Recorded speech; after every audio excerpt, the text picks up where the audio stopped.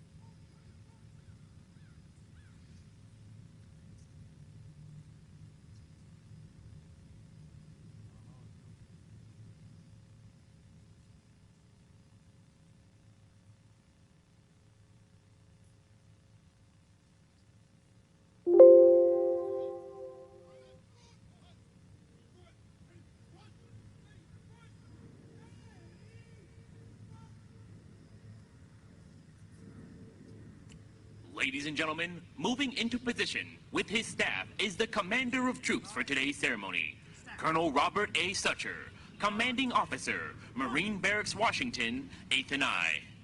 Forward. Hut.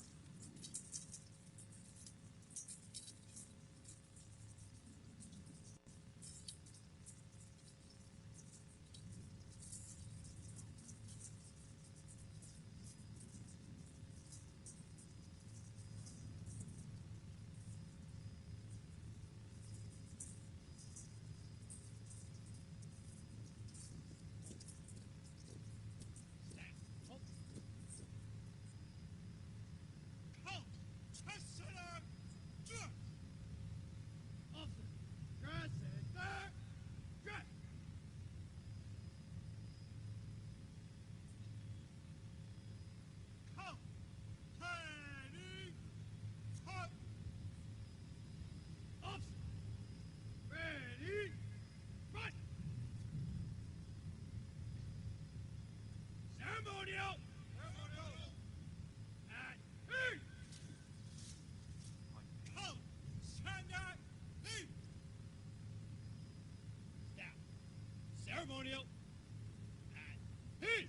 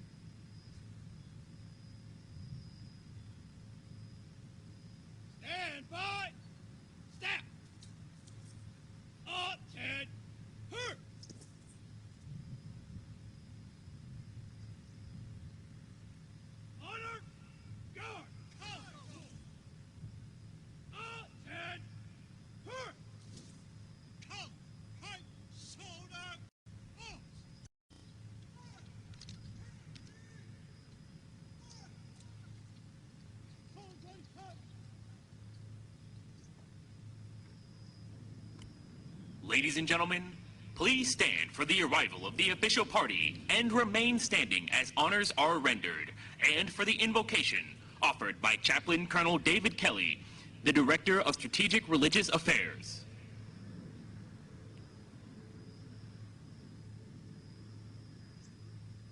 Ladies and gentlemen, please welcome the reviewing official, General Mark A. Milley, the 20th Chairman of the Joint Chiefs of Staff.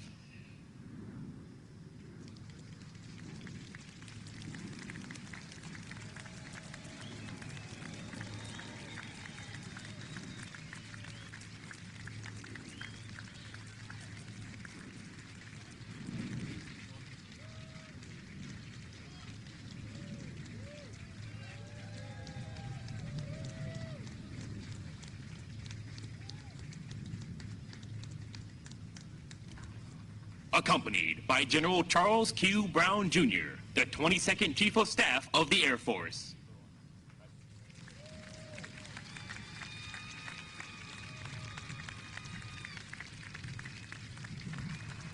And the host for today's ceremony, the Honorable Lloyd J. Austin III, 28th Secretary of Defense.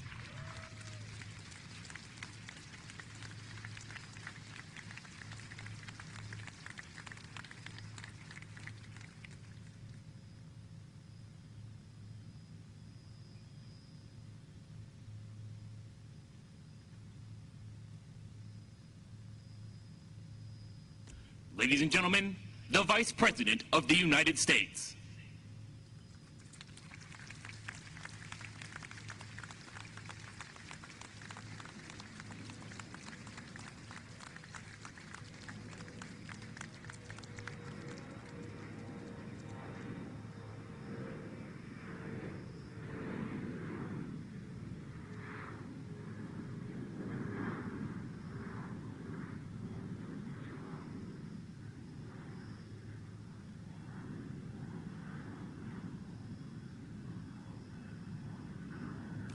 Ladies and gentlemen, the President of the United States.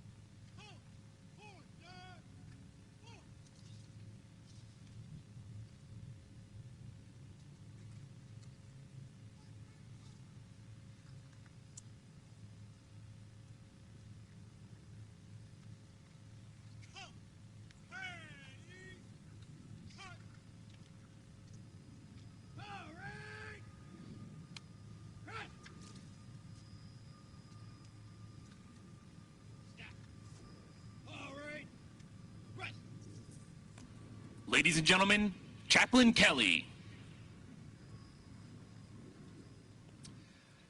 Let us pray.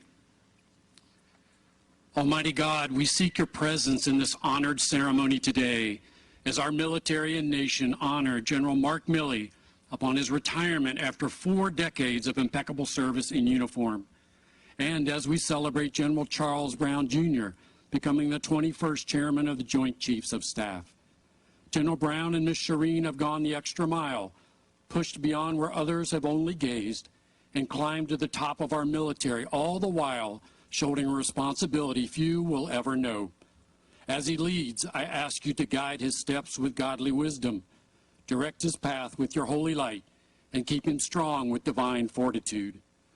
Lord, you have expressed in your word that a life lived in service to others is a life well lived. General Milley has lived such a life. Today, he adds his name to an elite list of military leaders, including Bradley, Powell, Mullen, Myers, and Dunford, to name a select few.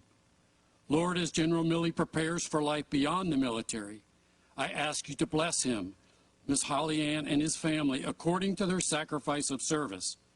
Reward him according to his impeccable character, and bestow upon him the thankfulness of a grateful nation, only and singularly exemplified by the single word, honor. Truly, this valiant officer's relentless pursuit of service to country over decades bespeaks the right and privilege to don for all time a mantle woven and bound together by unbreakable and courageous strands of honor. In your holy name I pray. Amen. Please be seated.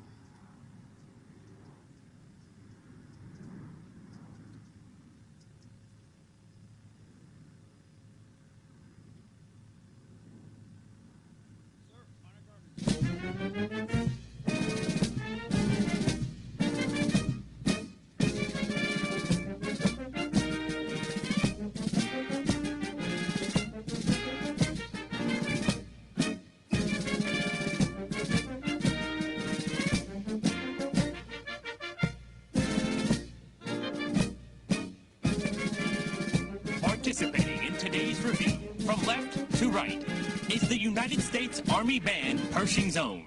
The United States Army Band is under the direction of Colonel Bruce Pulver and led by Drum Major Rob Moore. Next online are soldiers from the 3rd United States Infantry Regiment, the Old Guard, commanded by Lieutenant Jacob Trollstra and led by Staff Sergeant Rashad Kelly. Next are Marines from Marine Barracks, Washington, 8th and I, commanded by Captain Greg Jones and led by Staff Sergeant Tyler Tallman. In the center of our formation is the Joint Armed Forces Color Guard, led by Sergeant First Class Ryan Morse. Next online is sailors of the United States Navy Ceremonial Guard, commanded by Lieutenant Stephen Acevedo and led by Matthew Coriano. Next are airmen and guardians from the United States Air Force Honor Guard, commanded by First Lieutenant Jacob Hale and led by Technical Sergeant Matthew Cox. Next online are guardsmen from the Coast Guard Ceremonial Honor Guard, commanded by Lieutenant Cody Mitchell and led by Petty Officer First Class Troy Lupamek. The last element online, dressed in the Continental Musician's uniform, is the United States Army Old Guard Fife and Drum Corps. The Corps is led today by Drum Major John Parks. To the right is the Presidential Salute Battery, commanded by Captain Nicholas Lammy and led by Sergeant First Class Alan Caro. And to the rear of the formation are the 56 state and territorial flags of the United States of America. They are commanded by Lieutenant Thomas Mesh and led by Sergeant First Class Mark Franz.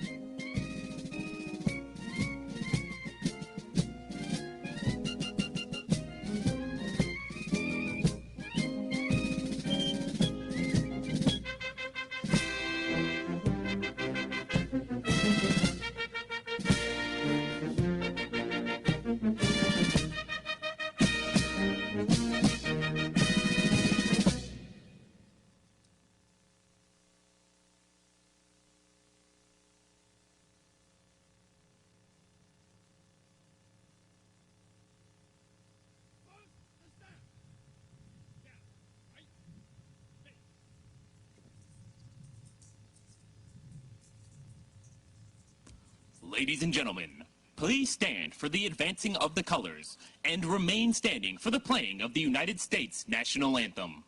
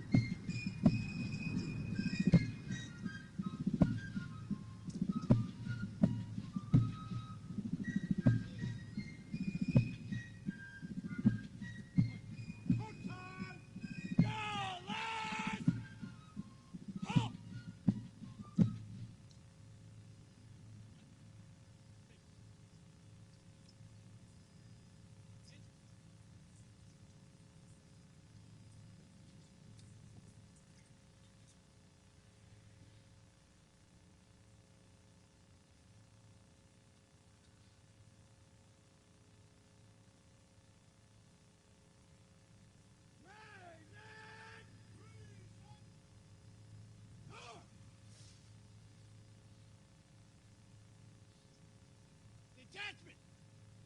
Raise it!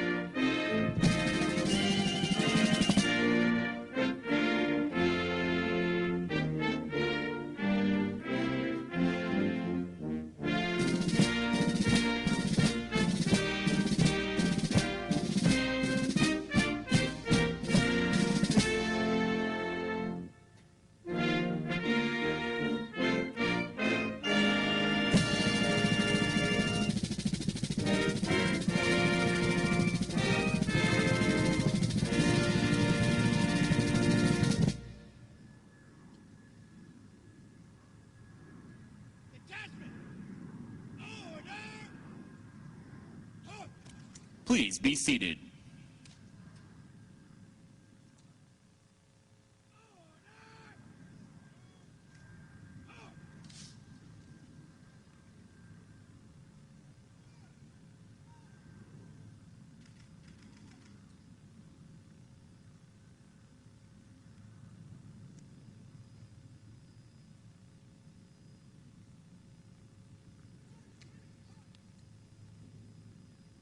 Ceremonial!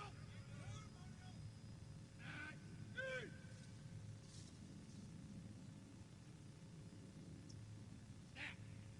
Ceremonial! Peace!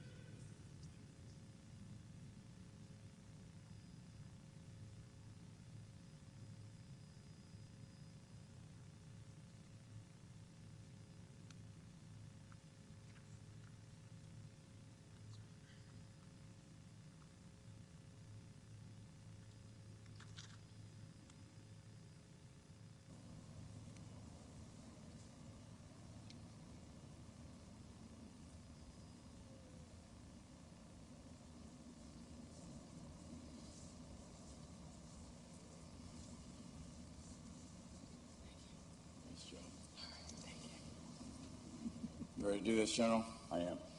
Please raise your right hand and repeat after me.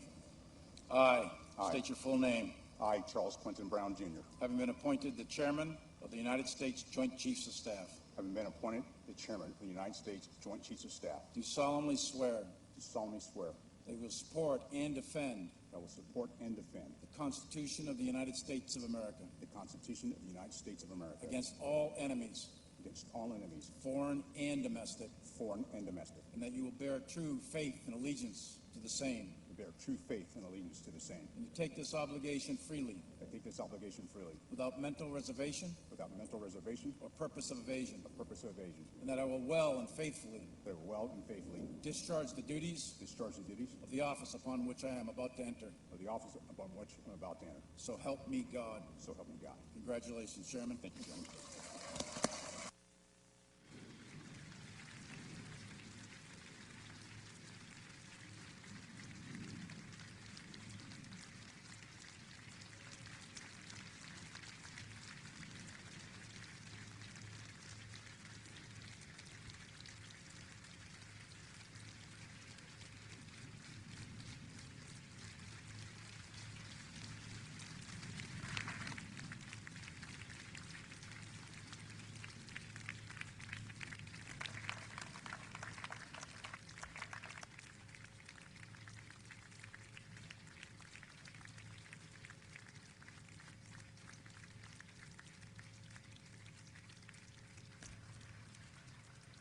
Secretary Austin and Mrs. Austin are now moving to the field to honor General Milley and Mrs. Milley.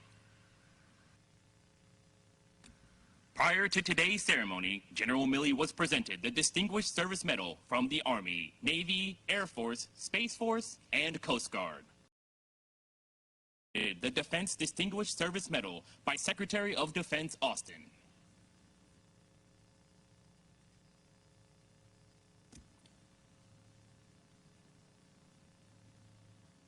Headquarters, Department of the Army Special Orders.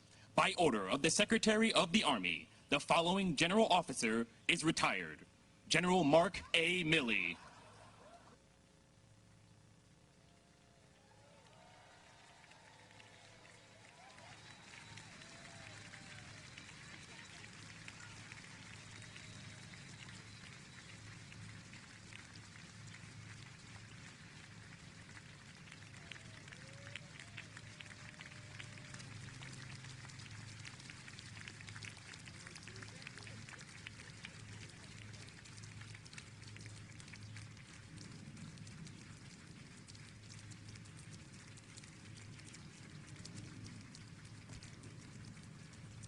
The Secretary of Defense has awarded the Department of Defense Medal for Distinguished Public Service to Mrs. Holly Ann H. Milley.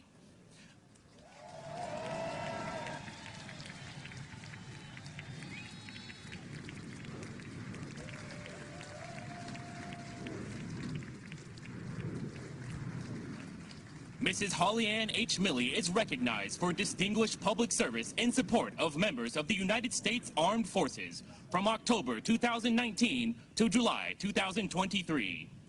As a devoted ambassador of goodwill and a model example for the spouses of all soldiers, sailors, airmen, Marines, Guardians, and Coast Guardsmen, Mrs. Milley was an untiring advocate for the improvement of the quality of life of our men and women in uniform. For more than 38 years, she was a fervent ambassador for the needs of the military community.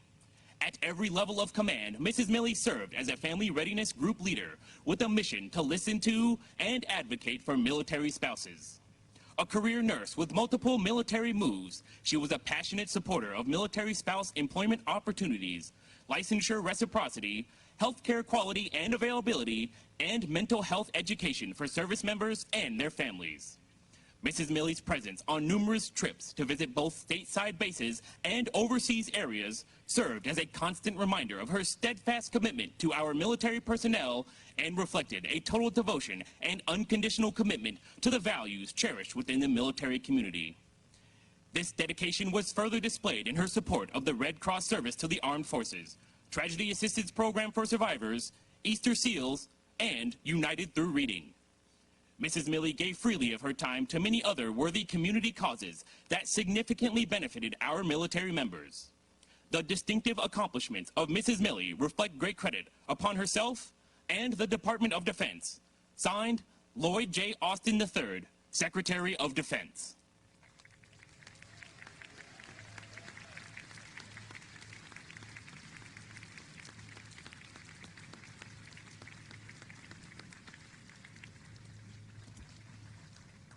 On the occasion of retirement of this distinguished soldier, we also recognize the outstanding service of his wife, Holly Ann, who was presented with the Department of the Army Certificate of Appreciation for her faithful and devoted service. It is her dedicated support which made possible such a lasting contribution to our nation. By order of the Secretary of the Army, signed General James C. McConville, Chief of Staff, United States Army.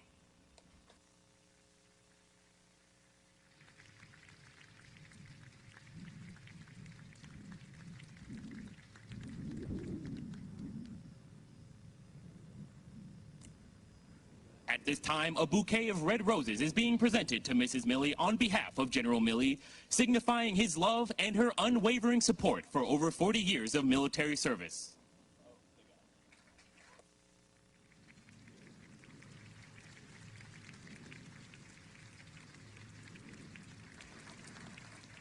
Also at this time, a bouquet of flowers is being presented to General Milley's daughter, Mary, and a gift is being presented.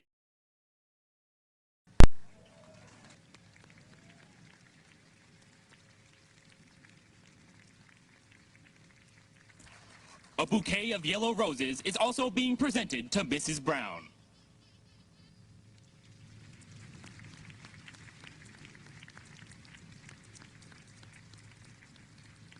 We are proud to recognize General Milley's devotion to our country, and we wish him happiness and prosperity in his well-earned retirement.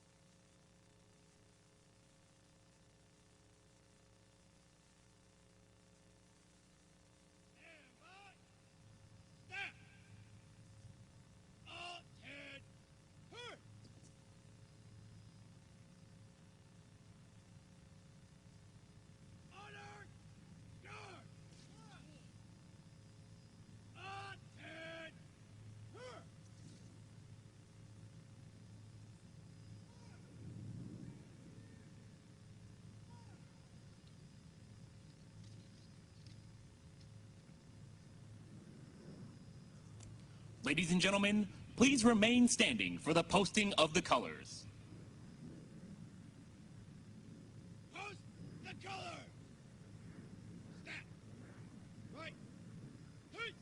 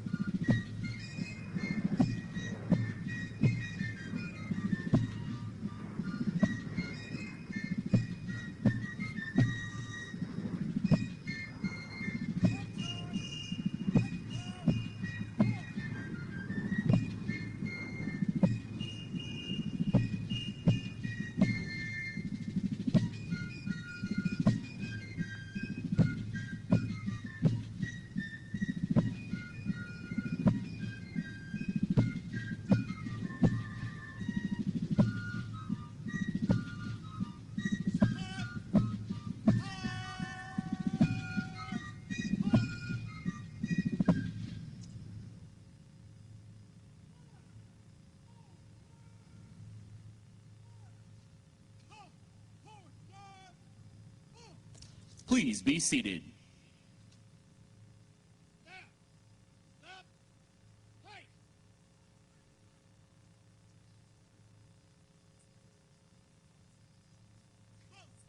Ready! Cut! Ceremonial!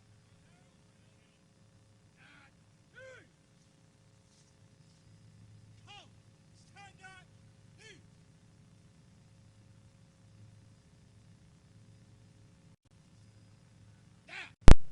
Ceremonial! At peace! Ladies and gentlemen, the Honorable Lloyd Austin.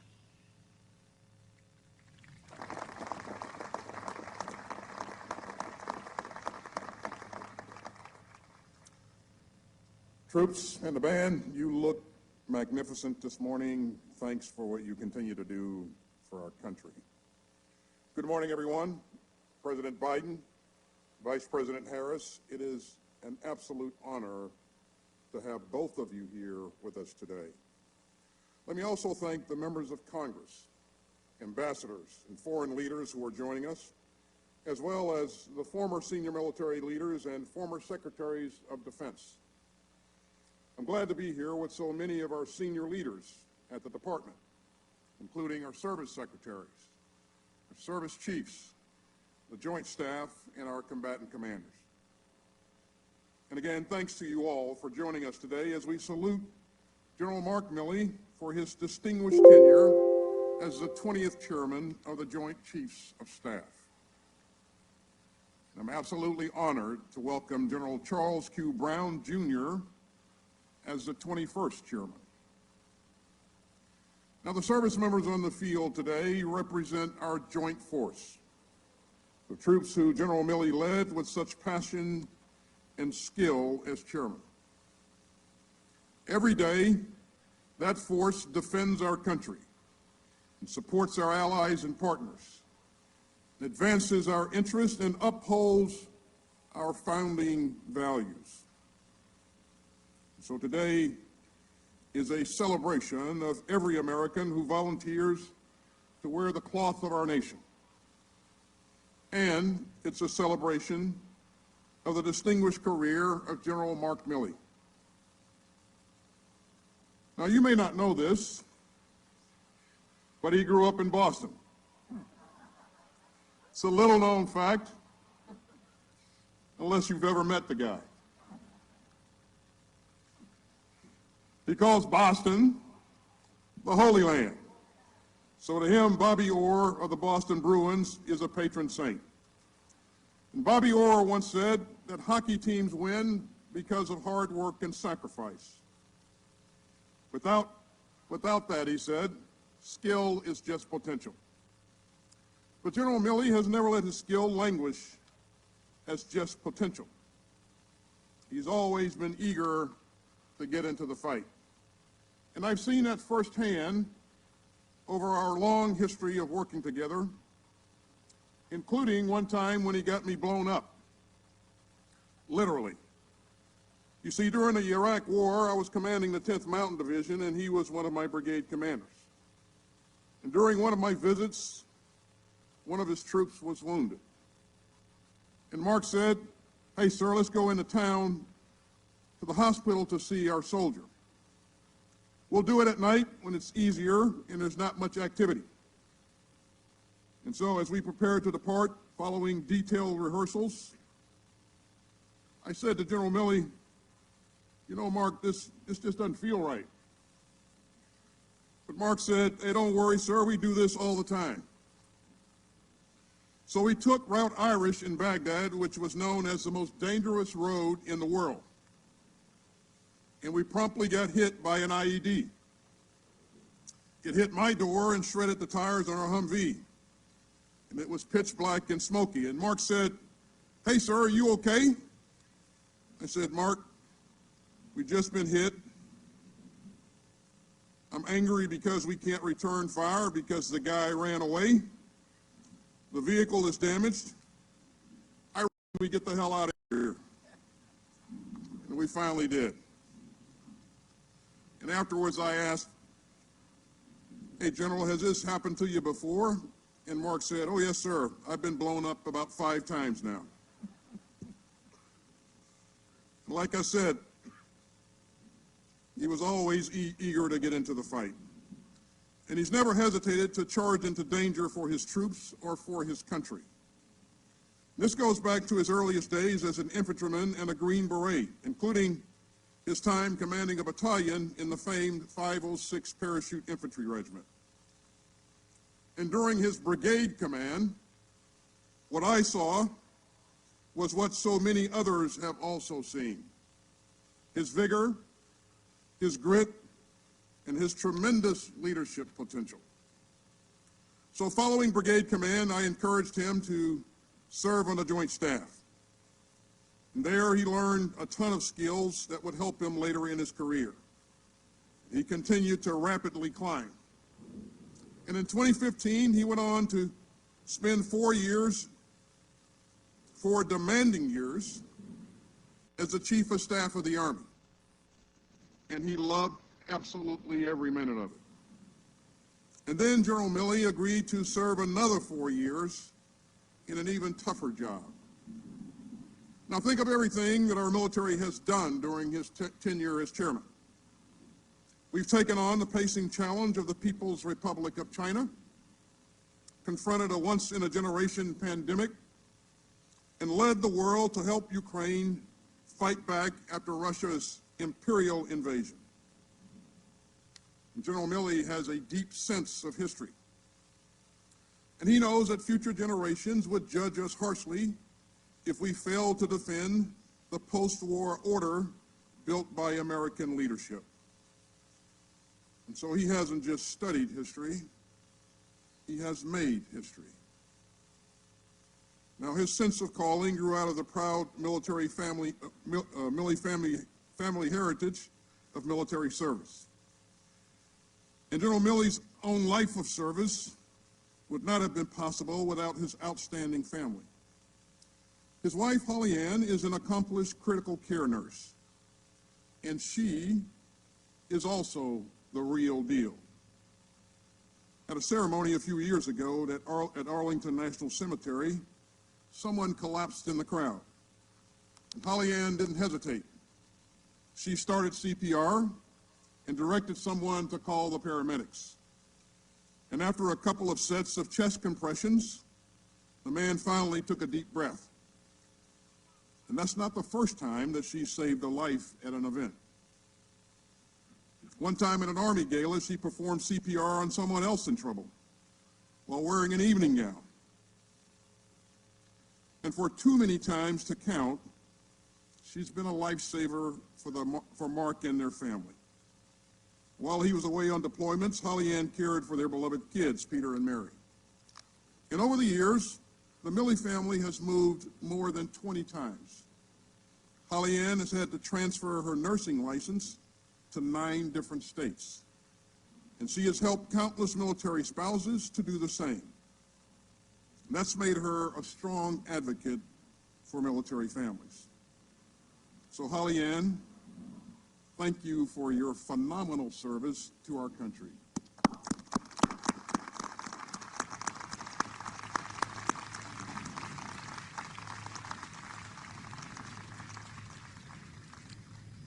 We're also grateful for Mark and Holly Ann's son, Peter, and his wife, Meredith, and for their daughter, Mary, and her husband, Andrew, and their kids, Alice, Ben, and Clark. And Andrew, thank you for your 8 years of service in the U.S. Army, including as a company commander and a commander in the 82nd Airborne Division. This is an extraordinary military family. Now, General Milley is a scholar and a warrior. We respect him for his wits, but we love him for his heart. And he's thrown his whole heart into leading this tremendous joint force of soldiers, sailors, airmen, Marines, guardians. And in retirement, he'll have more time for his second favorite joint force: the Red Sox, Patriots, Celtics, and the Bruins. Mark, I know that most of all, you're looking forward to spending more time with your grandkids. And after a lifetime devoted to the common defense, you have more than earned some time for the pursuit of happiness. So at this bittersweet moment, let me simply say, thank you, General. Thank you for all that you have done and for all that you have given. We wish you Godspeed in the chapters still to come. Congratulations, soldier.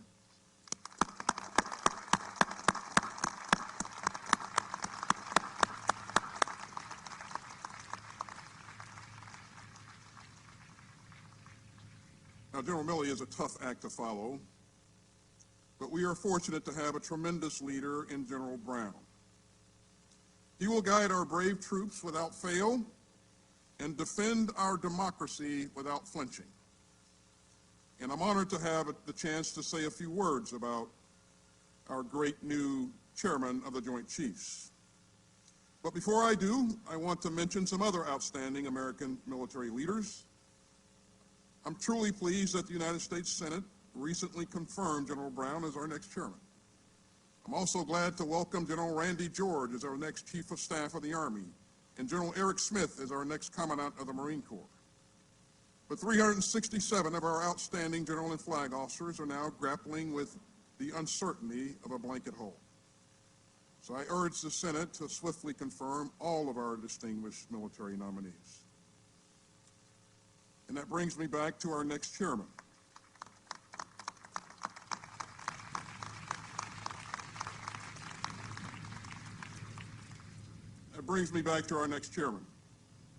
You know, I'm told that when General Brown meets with troops, he often asks them, "What's your superpower?" And that's because CQ knows that each of our service members has something exceptional to contribute. And General Brown is blessed with superpowers himself. I've seen his talents firsthand. When I was commander of Central Command, General Brown was the commander of my air component. And he led forces in combat during the air campaign against ISIS and rallied our allies and partners to help destroy its terrorist caliphate in Iraq and Syria. Now, General Brown also has a superpower for teaching. He did 2 stints at the Fighter Weapons School, where he taught the Air Force's most elite airmen. And wherever he goes, he sets a powerful example with his quiet confidence and his deep integrity and his constant compassion. Now, General Brown would not be where he is today without his wife Shireen and their sons Sean and Ross. Shireen has served right alongside CQ through 20 moves. She has helped shape DoD's exceptional family member program so that more families with special needs can get better resources and support. So to Shireen and the entire Brown family, thank you for all that you do to strengthen our military community, for supporting General Brown as he takes the helm of our joint force. General Brown, I know that you'll make us all proud as the chairman. And to our entire joint force,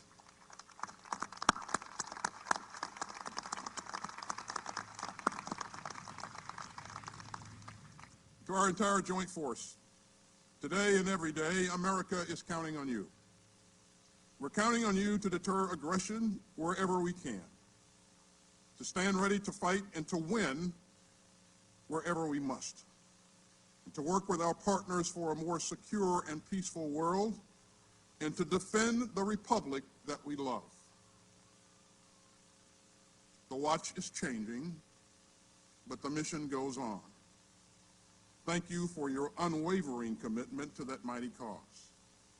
May God bless you and your families, and may God continue to bless the United States of America. Thank you.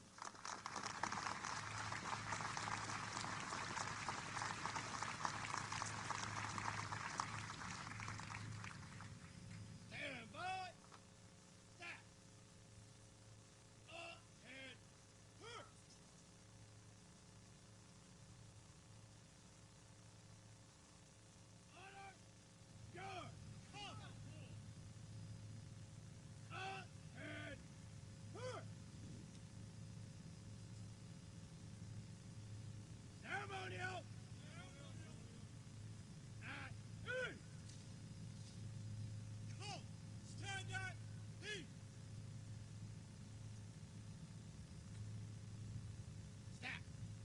ceremonial.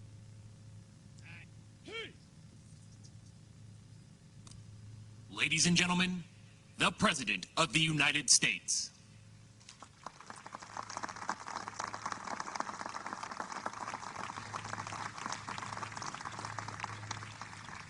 Thank you very much. Before I begin, I want to say a brief word about Senator Dianne Feinstein, who passed away this morning. She was a historic figure, trailblazer for women, and a great friend. Dianne made her mark on everything from national security to the environment, to gun safety, to protecting civil liberties. The country's going to miss her dearly, and so will Jill and I. I'll have more to say about her later today. Vice President Harris, our second gentleman, Secretary Austin, members of Congress, leaders of the Department of Defense, both current and former, friends and officials from around the world, thank you for being here today to mark the change of responsibility and to celebrate the service of General Mark Milley, a combat infantryman, a master parachutist, a Green Beret, a warrior who served a total of 5 years in war zones, from Panama to Haiti to Bosnia to Afghanistan to Iraq, with a chest full of medals to show for it. A leader who once ran across a bridge booby-trapped with mines to stop 2 battle tanks evacuating wounded troops from driving across it. A patriot, uncompromising in his duty, unflinching in the face of danger, and unwavering in the service for the country. And Holly Ann, none of us can say enough about you. You served right alongside him every step of the way, and that's not hyperbole. You served alongside him every step of the way. You pulled double and triple duty to make sure you and Mark were always doing right by your family, supporting the military community while maintaining your own career as a nurse. It's incredible what you have achieved, Holly Ann. The work you've done to increase support for military spouse employment is going to keep improving the lives of military families for a long time. And Peter and Mary, thank you for sharing your dad with us. I know it wasn't easy. All those moves, all those schools, all those months, your dad was deployed. You couldn't be together. Thank you for all you've given to our country. And Mark, I know one of the best parts of retirement for you is already mentioned by our secretary. You're going to spend more time with your kids. That's going to be fun, man. I tell you what, I love my kids. I'm crazy about my grandkids. Now, everyone who has spent time with Mark knows 3 things about him. Several were already mentioned. 1, he's from Boston. He parks his car in car garages. He likes maps, and he loves the Constitution. But each of these 3 things points to something deeper about Mark's character. His Boston heritage isn't just about pride of place. It's pride in what shaped him, the values that have guided his whole life. It's about the father and mother, both veterans of World War II, who set the example of nobility, of the nobility of serving your country. It's about knowing that his dad was among those who landed in Iwo Jima, and that if those young men his father served alongside could raise a flag on Mount Suribachi, then there's nothing America cannot accomplish when we work together. It's about how his parents strived and sacrificed so their children would have every opportunity to chart their own future. It's knowing that everyone who served under his command had their own story, in his view, just as important as his. And to this day, whenever Mark's attended events, I've watched him. We've attended many events together. I've watched him. He'll talk to every young person, every veteran, every Gold Star family who wants to speak to him, no matter how long it takes, so we can hear their story as well and show his respect. The Boston pride is about knowing where you come from. The maps are about knowing where you are and where you're going. Mark wants to make sure he has the necessary facts to inform his decisions as a leader and his advice to others. As Commander-in-Chief, I've relied on Mark's counsel because I know he always gives it to me straight, no matter what. He always gives it to me straight. He's working with the best information possible, and he doesn't hold anything back. During his tenure as chairman, Mark has been a steady hand guiding our military as we navigate what I would argue is one of the most complex security environments our world has faced in a long time. He's been critical to strengthening America's existing alliances, from NATO to the Indo-Pacific, to building the new strategic partnerships like AUKUS, and keeping our force at a cutting edge in the fields of cyber and space, ending America's longest war and continuing to take terrorists off the battlefield, standing with the brave people of Ukraine, and making sure they have the equipment and support they need when they need it to defend their freedom, letting them know how much he respects them. Mark, your partnership has been invaluable to me, and I give you my word to that. And I think it's been invaluable to Secretary Austin as well. I want to thank you for always seeing, always sharing the whole map with me, the whole map. Thanks, pal. When it comes to the Constitution, that is, and always has been, Mark's North Star. I'm so damn proud to serve with him. He's made it the central image on his challenge coin. Those three little words that mean so much to every American, but especially to those who stand in the service of our nation. The middle of his challenge coin says, "We the people." We the people.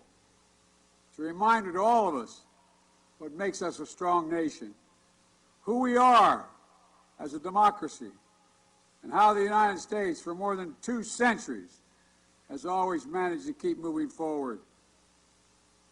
Not fealty to any one person or to a political party, but to the idea of America.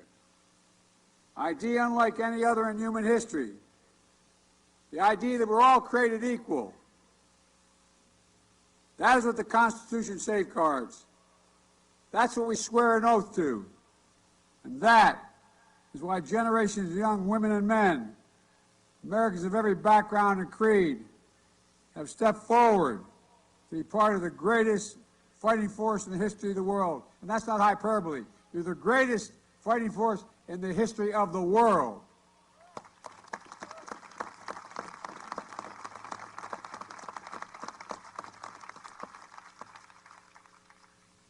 I've seen you in Afghanistan, Iraq. I don't want to get started. And our military is going to keep growing stronger, with General C.Q. Brown, Charles Q. Brown, Jr., as our 24th Chairman of the Joint Chiefs of Staff. Congratulations, old buddy.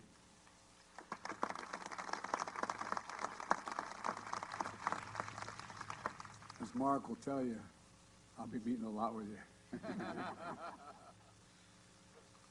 I said when I nominated General Brown as a seasoned warrior with deep combat experience, an experienced commander of the Joint Force, top flight strategist, a leader known throughout the force for his unmatched judgment and unflappable demeanor. Like General Milley, General Brown is a patriot through and through, sworn to uphold and defend the Constitution. He and his wife, Shireen, have dedicated themselves to keeping our military and their families healthy and vibrant.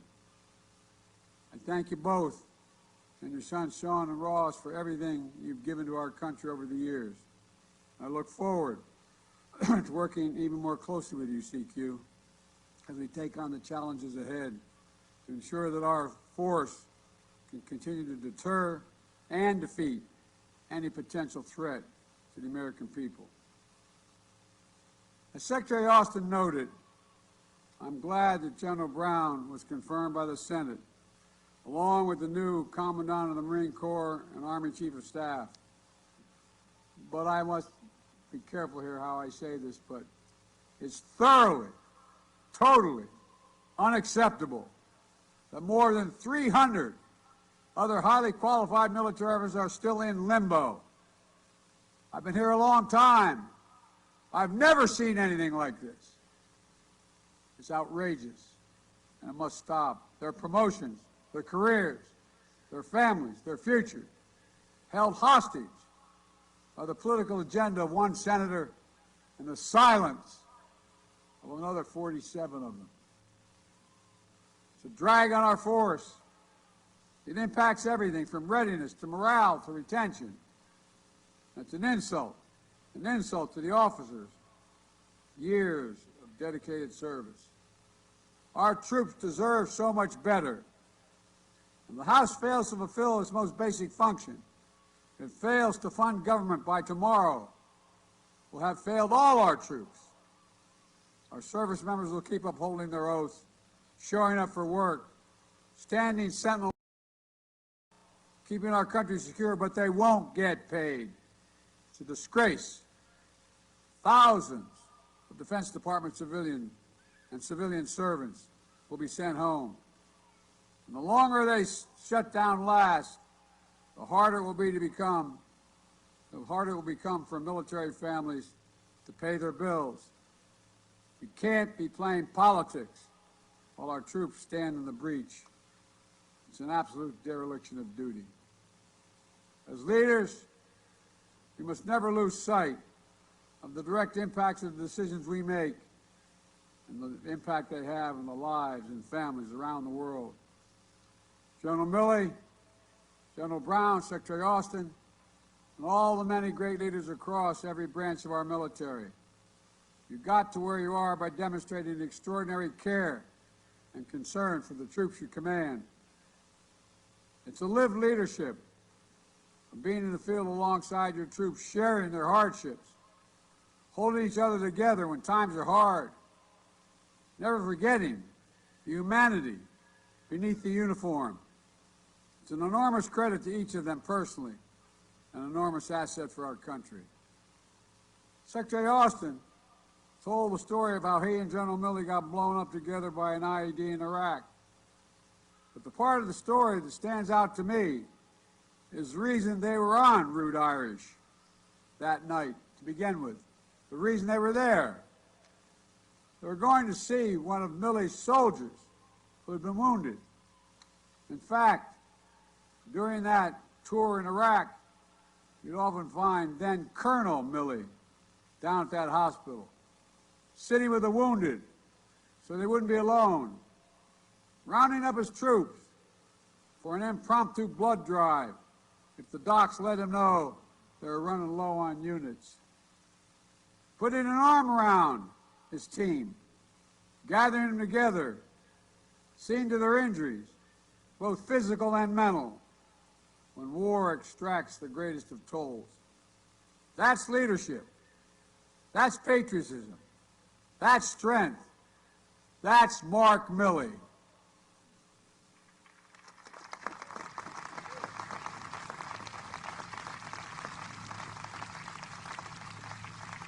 Mark, you know how strongly I feel about you. You've given remarkable service to our country. You've done honor to the uniform of our nation. You've upheld your oath. Thank you. Thank you, my friend. Thank you for being my friend. May God bless you all, and may God protect our troops.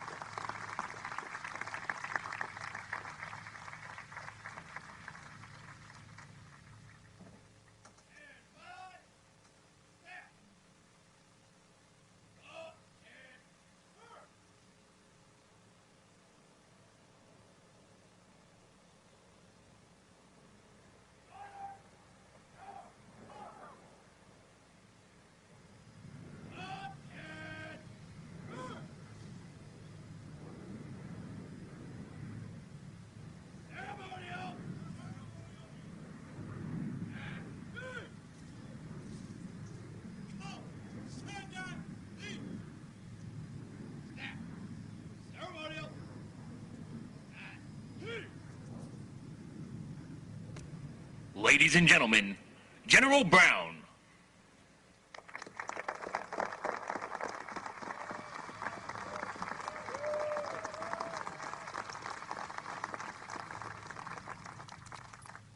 To our congressional leaders, our Department of Defense leadership, both past and present, our many distinguished guests, family, friends, joint teammates, allies and partners, service members and families of our United States Armed Forces, good morning.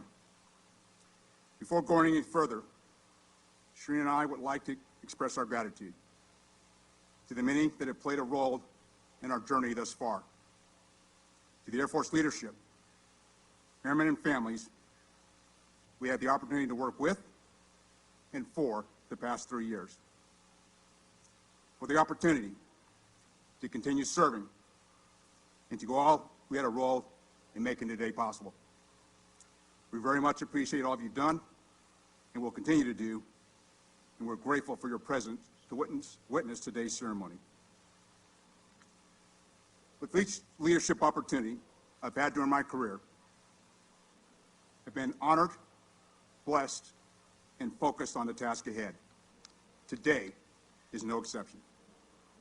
President Biden, Vice President Harris, thank you for your trust and confidence that you placed in me and for your leadership and commitment to our service members and their families. Secretary Austin, thank you for your guidance, your mentorship, and your faith in my abilities. Mr. President and Vice President, Mr. Secretary, I'm honored to have the opportunity to continue serving our nation. To the Millies, Mark and Alianne, thank you for your years of dedication, for an exceptional job well done, and thank you for your leadership. It's an honor for me and Shereen to follow in your footsteps and the footsteps of all the chairmen and spouses before us. God has smiled on me one more time and blessed me with another opportunity well beyond my own expectations. I'm blessed with a tremendous family, my commissioning officer, and my most influential mentor, my father, Charles. He told me in high school that 4 years in the military wouldn't hurt me. My mother, Kay, who didn't object to the idea, has been my most vocal supporter all along the way. I'm blessed by the unwavering support of my sister, Stephanie, and carry with me the influence and memory of my younger brother, Kevin. I owe my success to the sacrifice, love, and support of Shereen and our sons, Sean and Ross. Shereen is not only committed so much to our family, but she's become such a strong advocate for our military families. As a result of her commitment and advocacy, Sean and Ross are both accomplished in their own right. Shereen, Sean, and Ross, thanks for proverbially signing my permission slip each morning, pinning it to my backpack, and allowing me to report for duty. The three of you never raised your right hand to take an oath, but I know your sacrifice is well beyond what I might appreciate. Your encouragement, love, and support for me and each other has been the cornerstone of our family. Finally, I've been blessed by Shereen's parents and brothers who didn't object, as far as I know, when I asked Shereen to marry me. I'm blessed by the aunts, uncles, cousins, close friends, and mentors, many who are here today, who have supported me and played a role in my development to make me a better person, a better officer, and a better leader. As we step out together in today's uncertain security landscape, honing our warfighting skills has primacy in all we do. We must focus on integrating our military power within our services, across the joint force, and with our allies and partners to deter aggression, to fight when called upon, and to decisively prevail in war. We must focus on modernizing and aggressively leading with new concepts and approaches. Finally, trust is the foundation of our profession. As chairman, every day I will focus on strengthening the bonds of trust across our force. ensuring the American people know their military and its service members, active, Guard, Reserve, and civilian, only as the unwavering defenders of the Constitution and servants of our nation. In closing, when I became the Chief of Staff of the Air Force 3 years ago, I expressed the need to accelerate change. My conviction has not wavered. The journey of change must continue to strengthen our national security. It's a tremendous privilege to serve as the 21st Chairman of the Joint Chiefs of Staff, focused on sharpening our warfighting prowess in defense of our national interests. Thank you for joining us for the ceremony. God bless our service members and their families, and God bless the United States of America. Thank you.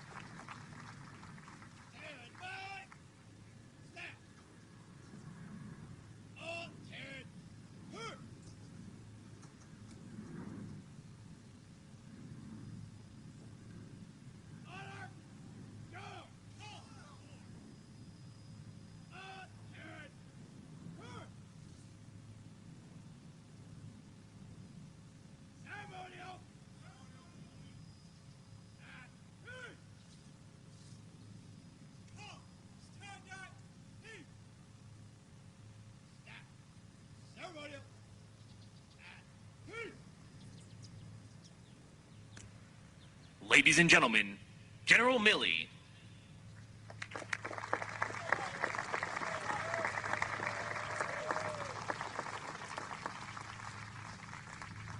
Well, thank you all for being here, and this is the last time you'll ever hear me in uniform, so that alone is cause for applause. Mr. President, Madam Vice President, Secretary Austin, distinguished guests, and family and friends, good morning, and thank you all for being here today. And Mr. President, thank you for your unwavering leadership, guiding our great nation, and the trust you placed in me. When you were inaugurated, you didn't have to do that, but you did, and I appreciate it. Your steadfast commitment to our troops and their families has strengthened our military, making us stronger and more capable than ever before. And I've seen you in the breach. I've seen you on the watch. And I know firsthand that you're a man of incredible integrity and character. So thank you for your leadership. And Secretary Austin, thank you for leading our department with character and courage and also incredible integrity. You served our nation consistently for nearly 5 decades now, in and out of uniform. A Silver Star recipient, a man of enormous courage, both moral and physical. I am personally thankful for your guidance and your vision over the last 30 years that you and I have served together in peace and war. To the members of Congress, I want to take a moment and just acknowledge the tremendous service of Senator Feinstein. And may she rest in peace in the eternal embrace of God's comfort. And to all of her colleagues on the Hill, in the Senate and the House, and all the elected officials that are here today, and those that are not, you collectively demonstrate the American will. And we are viewed as either unified or divisive. That is your choice. But everybody watches. We in uniform appreciate your current support, and we count on your future support. And to our allies and partners, your presence demonstrates our shared interests and common values, and our robust network of allies and partners is a key source of our collective strength. Since the American Revolution, the United States of America has never fought alone. I'd also like to thank all the former Secretaries of Defense and the Secretaries of the Services and former Secretaries of the Services that are here today along with the current Joint Chiefs, the former Joint Chiefs, the current combatant commanders, the former combatant commanders, and all the generals and dignitaries that are here. A special thanks goes to my joint staff and my front office, who gave a robust clap-out when I left yesterday. Had double meaning. They were exceptional under intense pressure in a fast-paced environment where the costs were high. Over the last 40-plus years, my thanks also goes to all my former commanding officers and non-commissioned officers, many of whom are here today. My teammates at platoon and company, battalion, brigade, division, corps, and beyond. Way too many to mention by name, but each of you in your own way provided me with the advice, mentorship, and support, and I am eternally grateful. There's also three groups of people here today. Special recognition and to represent the very best of our nation. We have here today several Medal of Honor recipients who served with uncommon valor beyond the call of duty. They are the epitome of courage in the face of death.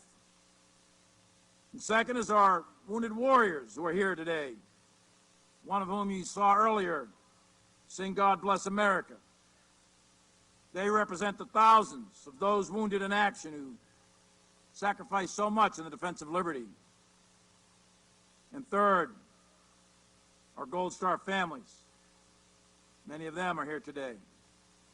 They carry on the legacy of those in uniform who gave the last full measure of devotion so that our nation would remain free.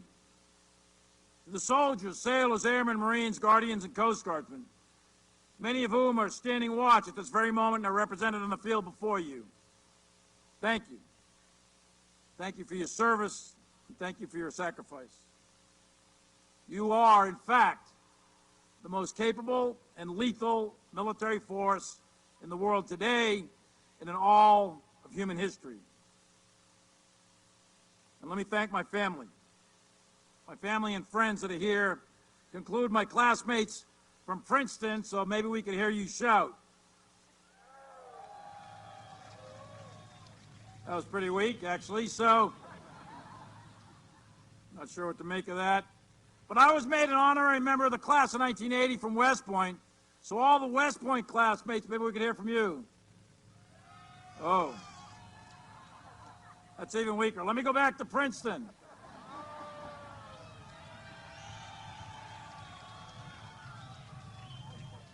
That's all a result of last night. So,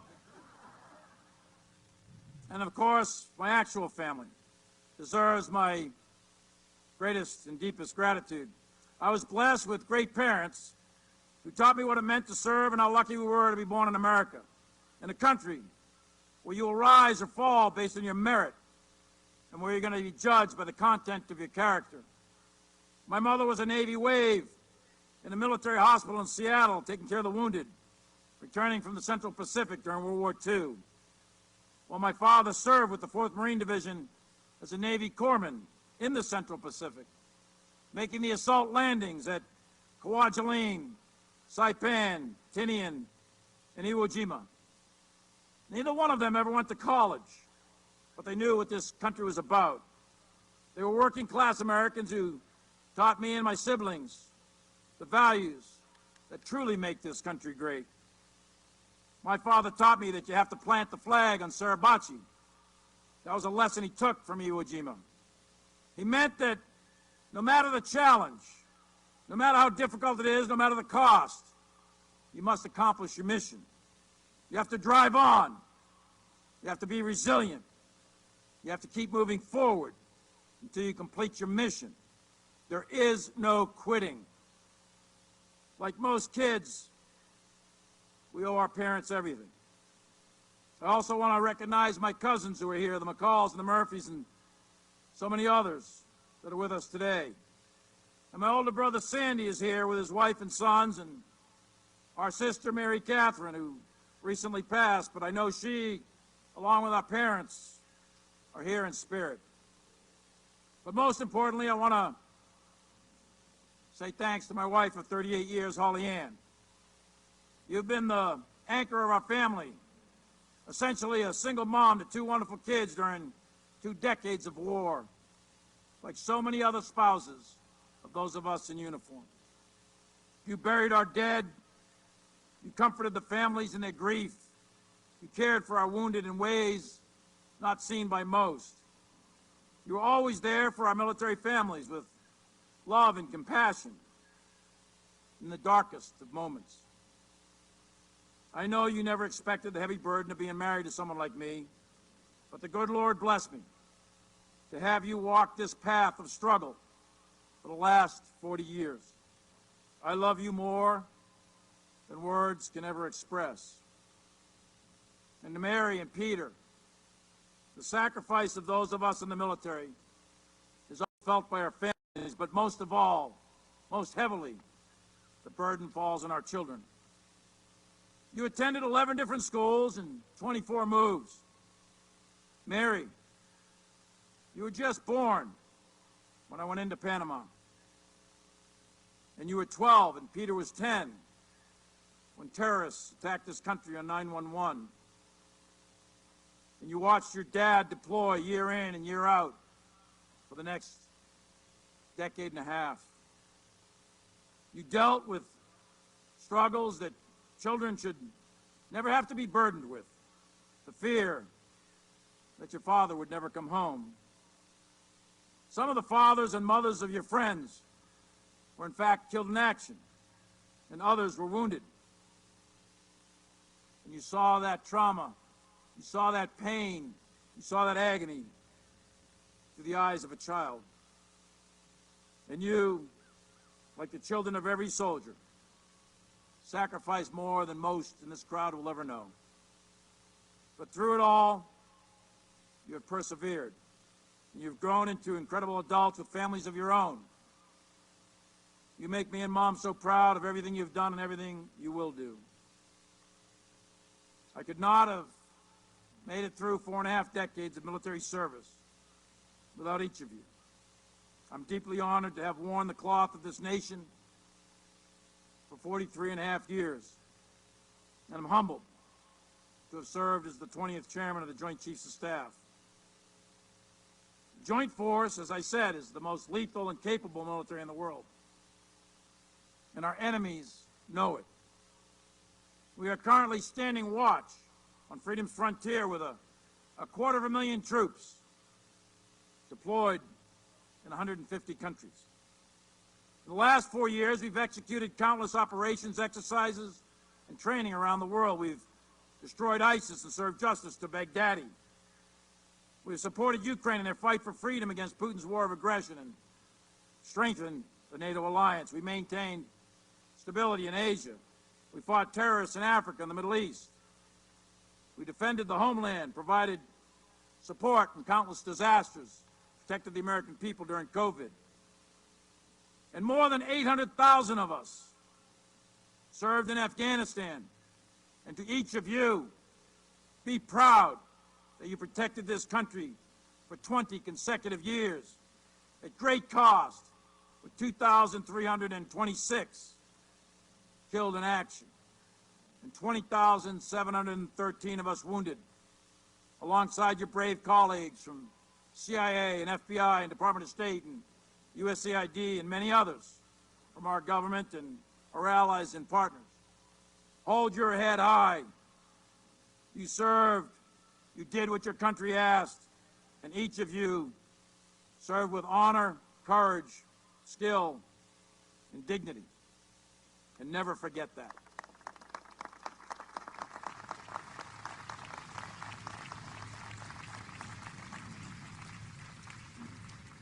Today, our joint force is ready.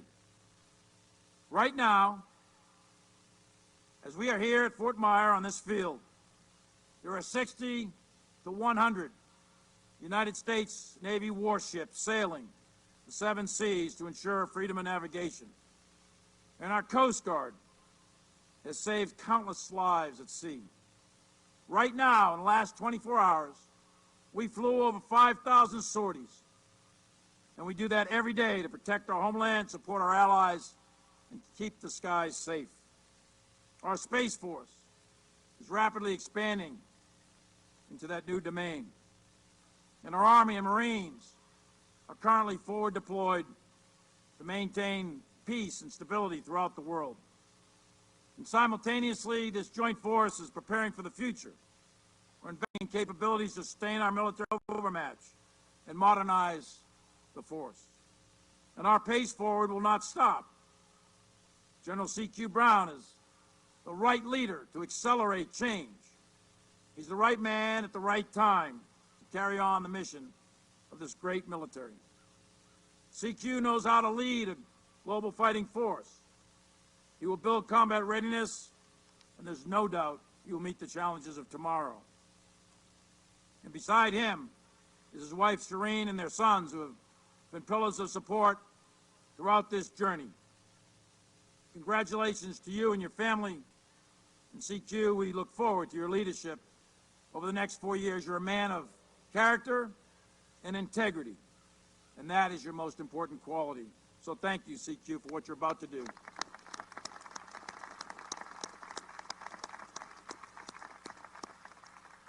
But today is not about anyone up here on this stage. It's not about the President, the Secretary of Defense, me, CQ. It's not about us. It's about something much larger than all of us. It's about our democracy. It's about our republic. It's about the colors posted behind me.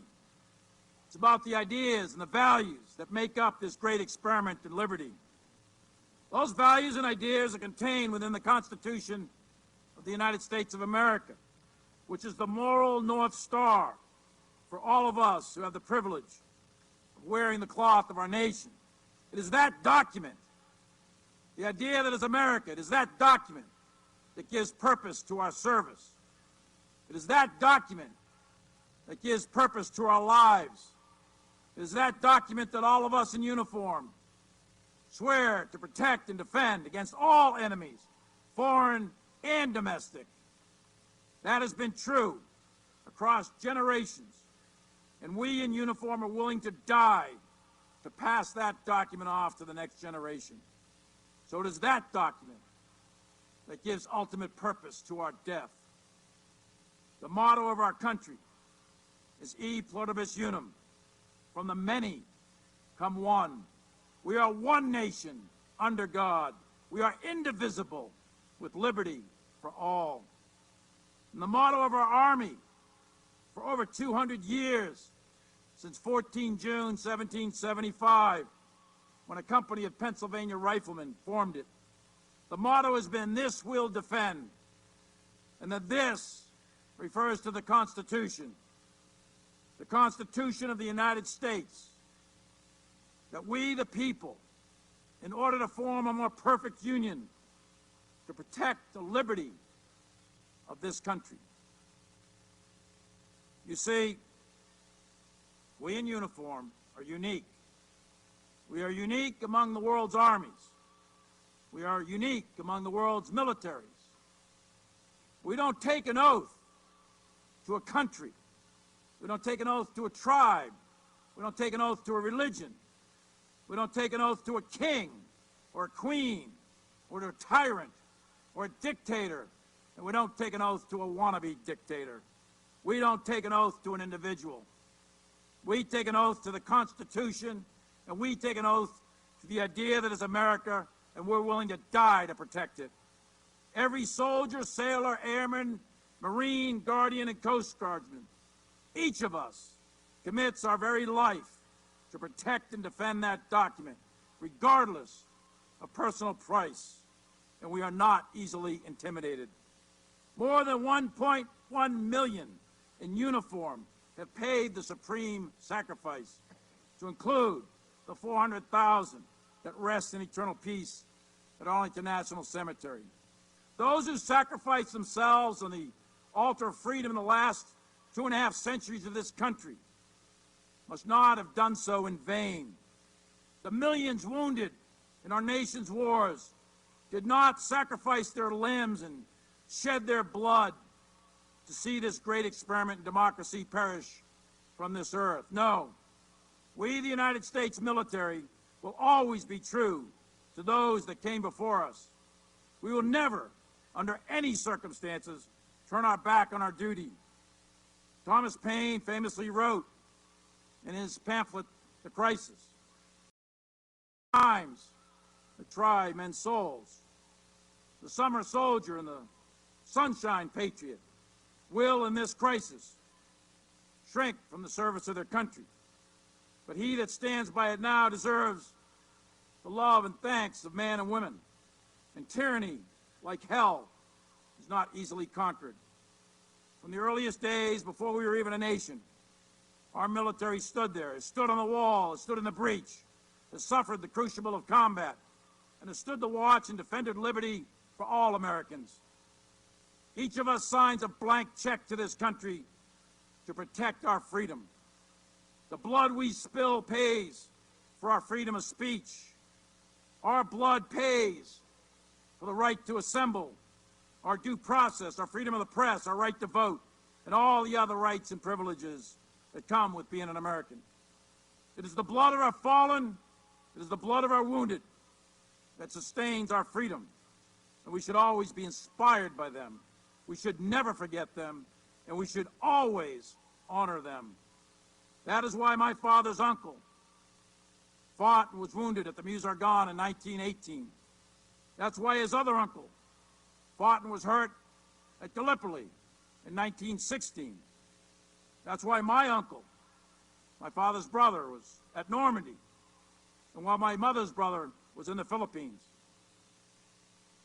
That is why yet another uncle fought in Korea, and my cousins fought in Vietnam. That is why my mother treated those returning from the Pacific, and that is why my father hit the beach at Iwo Jima. So that we, the people, in order to form that more perfect union, may enjoy the fruits of life, liberty, and the pursuit of happiness. We, the American people, we, the American military, must never turn our back on those that came before us. And we will never turn our back on the Constitution. That is our North Star. That is who we are, and that is why we fight. Thank you, and may God bless our military, and may God bless the United States of America.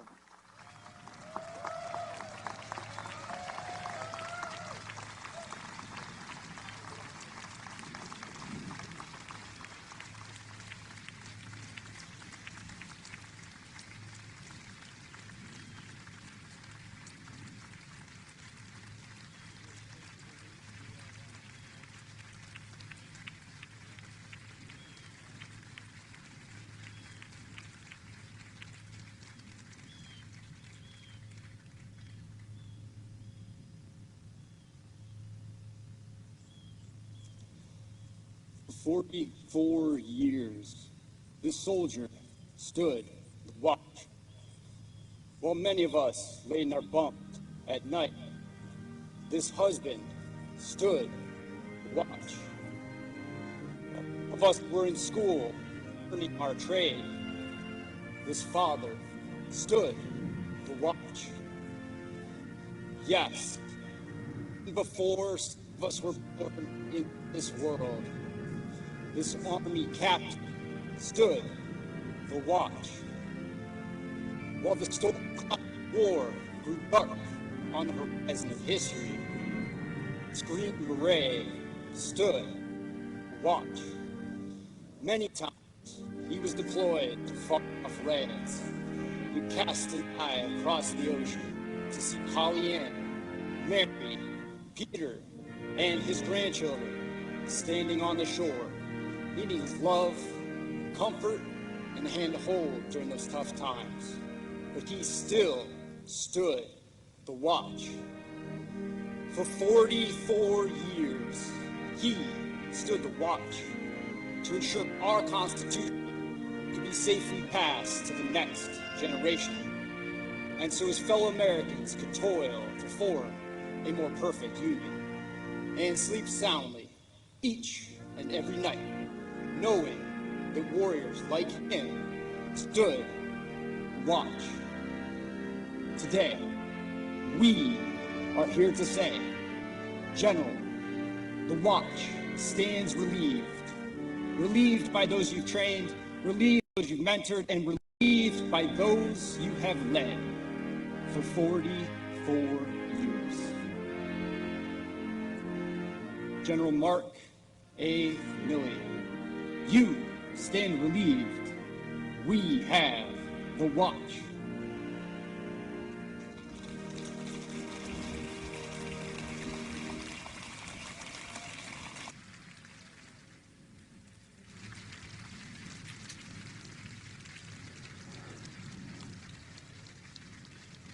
Stand by. Step.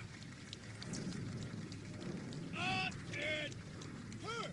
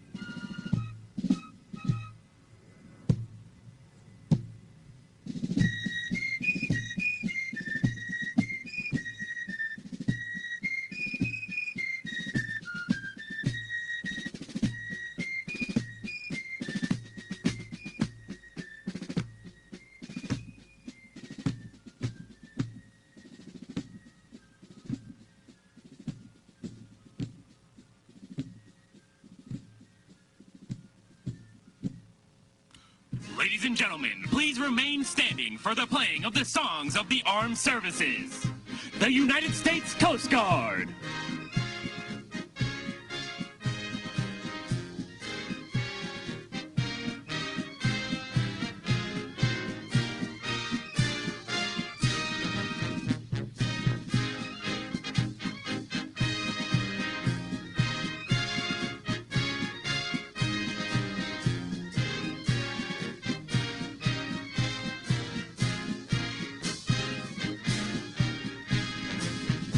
The United States Space Force.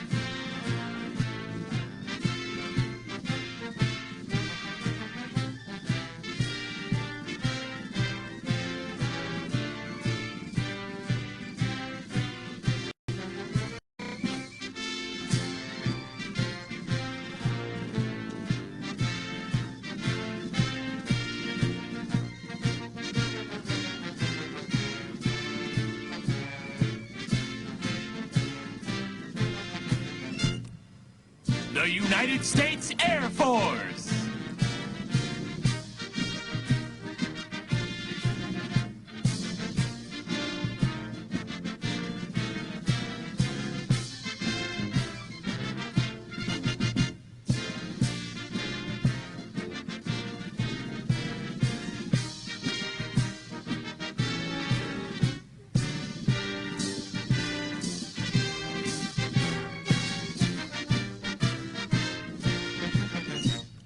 The United States Navy.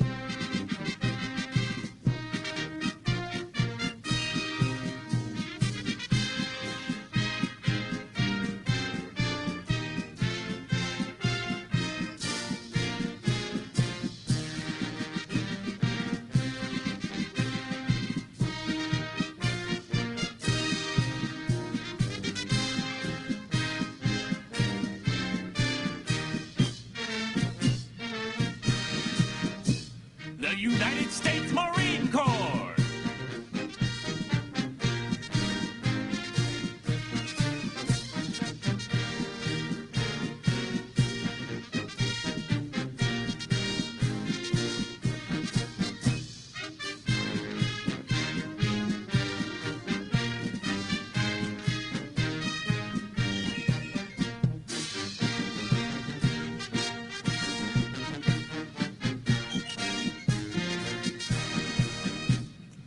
The United States Army.